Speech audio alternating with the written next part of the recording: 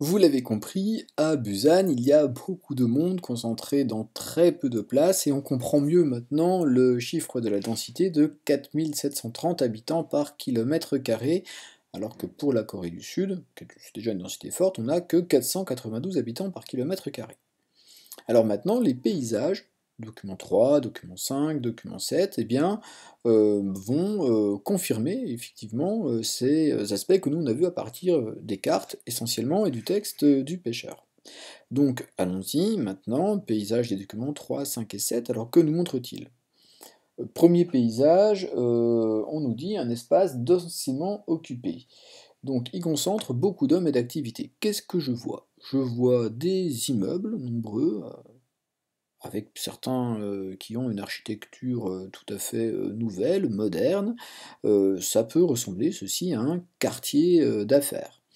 Je distingue des navires sur le littoral, d'énormes voies routières et beaucoup de petits immeubles.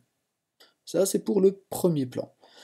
Ces immeubles sont peut-être des immeubles de bureaux, peu de balcons, mais il n'y a pas que des immeubles de bureaux dans ce paysage. Si je regarde en loin, il y a beaucoup de tours qui peuvent ressembler à des tours d'habitation, donc avec des appartements et donc beaucoup de population. Ce qui est marquant sur le paysage, c'est le nombre très très important d'immeubles, de grands immeubles qu'on voit, eux-mêmes entourés d'autres petits immeubles très très nombreux. Donc il y a une très forte densité qui apparaît sur ce paysage.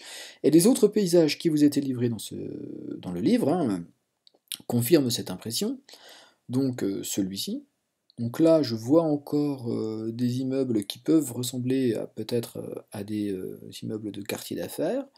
Des ensembles par contre d'immeubles qui, eux, sont typiques plutôt des grands ensembles de logements.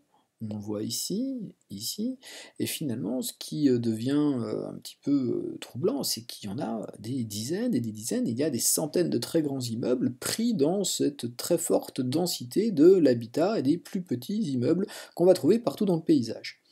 On y voit aussi une particularité de cette ville littorale avec une côte très découpée, c'est la nécessité de faire de grands équipements, des autoroutes urbaines qui vont devoir bien passer par-dessus les espaces maritimes pour pouvoir relier les différents espaces de la ville. Au passage, on se rend compte ici que bien, la densité des équipements est plus forte que dans une ville comme Lagos qu'on avait étudié en début d'année. On est bien dans un pays plus riche qui a plus de moyens pour s'équiper. Dernier paysage, alors lui, il nous montre moins des logements au premier plan que des activités économiques, donc mais déjà quand même, en tout cas une réunion d'activités très très importantes, mais dès qu'on regarde un peu plus loin, au deuxième plan, j'y vois des grands immeubles, typiques des immeubles d'habitation, et encore une fois, on a un paysage qui porte très très loin et révèle cette très forte densité de peuplement et d'occupation. Alors, on va noter ceci, c'est qu'on a de gigantesques espaces complètement urbanisés, donc de très nombreux immeubles, les quartiers d'affaires, certes, mais aussi et surtout des milliers d'immeubles et de tours de logements serrés les uns aux autres, et des kilomètres d'espace en conclusion, qui sont totalement construits au pied des montagnes. Donc je crois qu'avec tout cela, on a bien défini cet espace. Être un habitant de Busan, c'est vivre dans une ville gigantesque, mais où le moindre espace va être utilisé, rentabilisé, parce qu'on n'en a pas beaucoup. Alors voilà pour cette première partie.